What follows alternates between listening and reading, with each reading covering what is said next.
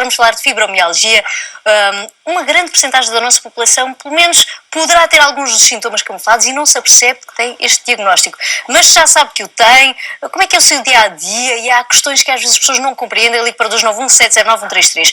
Por aqui, certamente a nossa convidada percebe muito bem, enquanto fisioterapeuta, que é Carolina Caldeira. Olá, bem-vinda. Olá, Sofia, boa tarde. E este tema veio a propósito porque não foi assim uma escolha ao acaso. Não. Agora, no dia 12 de maio, celebra-se o Dia Mundial da Fibromialgia. Eu acho que conhecimento também é tratamento e, como tal, é importante quer as pessoas que têm fibromialgia saberem e compreenderem a doença, mas muitas vezes também quem as rodeia, seja a família, seja os amigos, para poderem também os perceber e para poderem, de certa forma, também ajudar a combater a doença. E hoje vamos ajudar na companhia aqui da Madalena, não é? Exatamente. Que será a nossa modelo para exemplificar alguns dos exercícios que podemos fazer. Mas já que estamos a falar da fibromialgia em si, podemos dar uma breve definição? Sim, claro que sim. Exaustivas, não é? A fibromialgia, primeiro do que tudo, é uma doença musculoesquelética, crónica, que caracteriza-se essencialmente por queixas dolorosas difusas. Portanto, por queixas dolorosas, queixas de dor por todo o corpo. Essa dor poderá ser tipo uma queimadura, poderão também às vezes sentir alguma rigidez, mesmo fadiga, cansaço, são algumas das suas manifestações clínicas. Está muito associada também tanto à ansiedade como à depressão. Muitas vezes alterações de memória, alterações de sono, e acaba por ser uma doença relativamente recente, pelo menos só aprovada enquanto doença relativamente recente, porque até à década de 70 era considerada uma doença psicológica e não uma doença reumática. De momento é uma doença reumática, e só a partir da década de 70 é que a Organização Mundial de Saúde considerou a fibromialgia como uma doença. Isto porque não existe nenhum exame que estes doentes possam fazer e que diga que tenham fibromialgia. Geralmente é um diagnóstico de exclusão, é um diagnóstico médico que é feito pelo reumatologista e que está associado a estes fatores que eu acabei de dizer. Geralmente são pessoas que têm dores crónicas há mais de 3 meses, dores em várias partes do corpo e que estão associadas a estas características, muitas vezes também a outras, como o cólon irritável, como a bexiga irritável, até mesmo um pouco de hipersensibilidade, mas é um diagnóstico que muitas vezes é feito de forma tardia, porque é um diagnóstico de exclusão. E é uma doença que não tem cura. É uma doença não, crónica. É uma doença que não tem cura. Tem dias bons e menos bons, certamente. Pode ser tratada, pode ser controlada, mas é uma doença que não tem cura. É totalmente controlável ou às vezes pode ser incapacitante de tal forma que a pessoa há o grande absentismo laboral? Também acontece isso. E muitas vezes também há, porque não há pessoas, se calhar, no seio familiar e mesmo de amigos, que se calhar possam transmitir uma sensação boa a essa pessoa e uma sensação positiva. Porque uma das coisas que afeta muito a fibromialgia são as emoções. Quem tenha uma emoção boa, uma emoção positiva, as emoções positivas vão ter um efeito bom na dor, vão diminuir a dor. E tudo o que sejam emoções negativas, se estiverem tristes, irritados, irá aumentar a dor.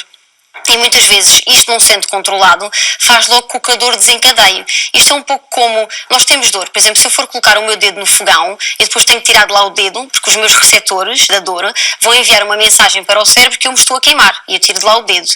Na fibromialgia é como se este mecanismo estivesse um pouco avariado, digamos assim. Ou seja, há uma produção a mais de receptores químicos que vão fazer com que a sensação de dor esteja alterada, aumentam a sensação da dor e estes doentes ficam com uma sensibilidade à dor muito maior do que uma pessoa normal e podem então ter reações exageradas. Eu por exemplo, já tive uma senhora que me disse, a minha filha vinha-me dar um abraço e o abraço dela estava-me a doer, mas era a minha filha. E é esta alteração no cérebro, pensa-se que seja esta a origem da fibromialgia, que faz com que, de facto, haja esta alteração no padrão de dor e haja esta depois alteração no próprio dia-a-dia, porque claro que vai ter um impacto muito grande no dia-a-dia. E para os restantes que nos circundam, há os tais mitos e as verdades, não é, que vamos aqui de certa forma esclarecer. Já estávamos a mostrar, já percebemos que a questão da cura já acabamos falando, que é uma doença também autoimune. E agora o doente com fibromialgia é um piegas? O doente com fibromialgia não é um piegas, não finge dor. Às vezes transmite-se um bocado essa ideia, estás a exagerar, não, isso não é assim, mas não é verdade. A dor existe mesmo. Menos bons. Exatamente, a dor existe mesmo. Se for feita, já se sabe que existe mesmo a fibromialgia, porque se for feita uma ressonância magnética funcional, nós conseguimos detectar o cérebro a responder de forma diferente de uma pessoa que não tenha fibromialgia, portanto não é piegas, nem é uma doença psicológica como se possa pensar. Nem é só dos idosos. Existe mesmo. Não é só dos idosos. São os mais velhinhos. Contudo, com o envelhecer há uma maior tendência para desenvolver fibromialgia. mas a fibromialgia existe maioritariamente nas pessoas nas faixas etárias entre os 20 e os 50 anos. Portanto, E atinge mais mulheres, mais homens? mais as mulheres. Mas também há homens com fibromialgia, e esse é outro dos mitos. Muitas vezes transmite-se essa ideia, que é uma doença só das mulheres. De facto, cerca de 80 a 90% das pessoas com fibromialgia são mulheres, mas também existem homens com fibromialgia. Mas a pessoa pode trabalhar. Pode, claro que sim. Era como eu dizia no início. Pode, às vezes, claro que há dias menos bons e pode haver tendência para haver um absentismo laboral, mas a pessoa com fibromialgia existe tratamento, existe indicação específica, existem terapias que podem ajudar a controlar a doença e a terem uma vida normal e a fazerem as suas atividades do dia a dia normalmente. E praticar exercício. Porque tem benefícios para todos nós, não é?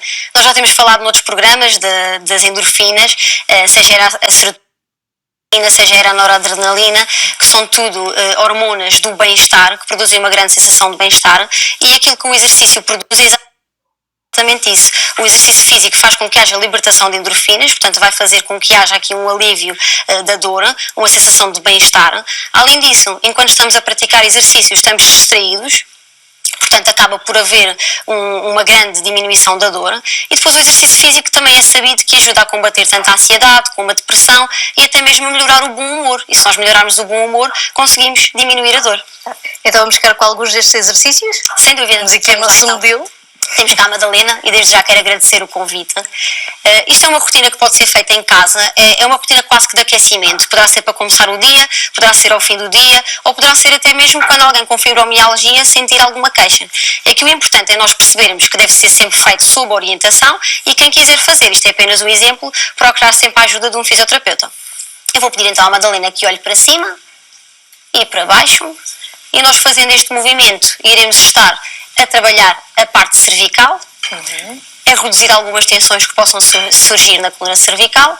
Eu vou pedir agora à Madalena que olhe para o lado direito. E enquanto olha para o lado direito, vamos receber uma chamada, pode ser? Pode. Sim, pode. Temos a Lina Coelho em linha. Muito boa noite, Lina. Boa noite. Olá, bem-vinda. Boa noite. Bem, obrigada. Olha, a pergunta que eu queria fazer à doutora era o seguinte, é que eu já tive vários problemas de saúde e tenho andado com muitas dores nas articulações, nos ossos, até tipo de piadas, e como ainda agora falou de que às vezes sentimos tipo um ardume e tudo. Isso é que andei a fazer fisioterapia e entretanto mandaram... que desconfiava que tivesse uma hérnia, mandaram para a neurocirurgia. Por acaso foi há pouco tempo, tive consulta, uma consulta que esperei quase 4 anos e pronto, eu sei que eu tenho um excesso de peso, mas a única solução que me disseram que não tinha problema nenhum, que o principal era a falta de andar e de perder peso. Mas é assim, as coisas principais que eu noto é que, por exemplo, se eu estou muito estressada com alguma coisa que me preocupa, por exemplo, dá umas picadas fortes no dedo grande do pé. E eu às vezes digo que é o sistema nervoso ou lá o quê, que ataca mais aquela zona do pé. Mas não fica com o pé todo inchado, Lina? É só o dedo grande? É só o dedo grande, e é picadas, não é inchado, é picadas. Ok. Mas E é o único sintoma? É o único sintoma que tem? Não sente mais dores noutras partes do corpo? Por exemplo, há outras partes do corpo que às vezes sente picadas, por exemplo, nos cotovelos, certos movimentos, é como se eu tivesse uma ferida. E nas pernas, a perna direita, eu às vezes não consigo, por exemplo, se quer calçar uma bota ou uma meia, eu tenho dificuldade de levantar a perna para cima da outra para calçar. E dá-me sempre aquelas dores. Eu acho muito estranho que eu ter sempre dores, que não é só eu perder peso, que estas dores vão desaparecer. É assim, de facto, Sra. Lina, o excesso de peso poderá de alguma forma contribuir para essas dores, no sentido de depois de prejudicar um pouco a mobilidade. No entanto, não parece que seja justificação para todas as queixas.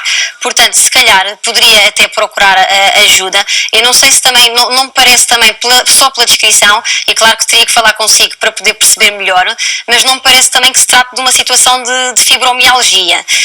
Contudo, nós para termos fibromialgia é preciso que essa dor dure há mais de 3 3 meses, é preciso que seja uma dor generalizada e à palpação, geralmente é preciso haver dor a mais de 11 pontos, que são pontos médicos, são pontos que são palpáveis pelo reumatologista, para ser considerada fibromialgia. Portanto, eu penso que poderá ter aí algum quadro até reumático ou outro tipo de situação, mas se calhar não fibromialgia. Não sei se esclareço a sua questão.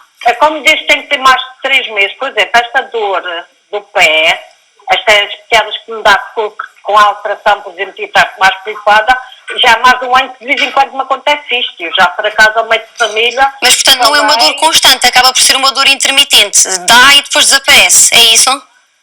É. Sim. Mas na mesma depois... E se estar muito tempo de pé, aí também torna-se um pouco... lá dá essas pequenininhas ou eu penso que isso poderá ser outra coisa, que não fibromialgia. Acho que assim pelo telefone mas assim é complicado, Marcelina, obrigada pela sua pergunta. Bem, obrigada pelos esclarecimentos. Obrigada. Boa noite. Aqui fazemos alguma espécie de aconselhamento, mas não há como o contacto físico. Exatamente, é preciso haver despistes, é preciso haver uma avaliação tanto médica como do fisioterapeuta. Pelo telefone também sempre exatamente, para podermos esclarecer de facto o que é que se passa. E tínhamos posto aqui a Madalena a olhar de lado, coitada da Madalena. Estávamos aqui a olhar para o lado direito e para o lado esquerdo, que podemos então fazer aqui alguma descontração da cervical.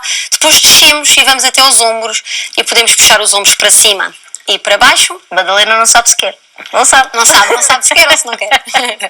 Podemos rodar os ombros para trás e rodar os ombros para a frente. Exatamente. Temos que fazer ao longo do dia, não é? Sim, ao longo do dia, perfeitamente. Eu agora vou pedir à Madalena que se coloque em pé, por favor. Nós já fizemos movimentos para a cervical, para os ombros, vamos agora aos braços. Colocar as mãozinhas na zona das axilas e podemos dobrar e esticar os braços. E aqui vamos estar a trabalhar e a descontrair e a tirar a atenção da zona dos cotovelos. Podemos depois juntar os braços ao lado, no tronco, e rodar o tronco para um lado. E depois rodar o tronco para o outro. E aqui vamos estar a tirar também a atenção do tronco. E depois, para trabalharmos um bocadinho as pernas, podemos fazer aqui um exercício engraçado. Afastamos os pés ao nível dos ombros e aquilo que nós vamos fazer é colocar-nos primeiro em biquinhos de pés e vamos estar a trabalhar os gêmeos, dobrar os joelhos, pousar os calcanhares e depois levantar. E continuamos a sequência, sempre os biquinhos de pés, dobrar, pousar e levantar. Acabamos por trabalhar os quadríceps, trabalhamos o equilíbrio e trabalhamos os gêmeos. Portanto, acaba por ser um exercício... Bem, mas este é mais complicado. É um bocadinho mais difícil. Mas acaba por ser um exercício muito completo, se nós quisermos fazer apenas um para as pernas, porque trabalhamos várias coisas e também o equilíbrio. Depois podemos fazer ao contrário, começar lá em baixo, colocar-nos em biquinhos de pés, esticar tudo e pousar os calcanhares. Um belo exemplo aqui. E o nosso tempo já lá foi, Carolina. Pois é, já lá foi. Incrível, não é? Obrigada uma vez mais, Madalena, por servir aqui de modelo para exemplificar estes exercícios. Muito obrigada, Sofia. E por este serviço público prestado de esclarecimento. Obrigada, fisioterapeuta. Enquanto nós vamos fazer um curtíssimo intervalo, mas não mude de canal, porque pela frente ainda falamos de parentalidade, falamos do mercado quinhentista e continuamos a acompanhar os cozinhados dos nossos convidados. Até já.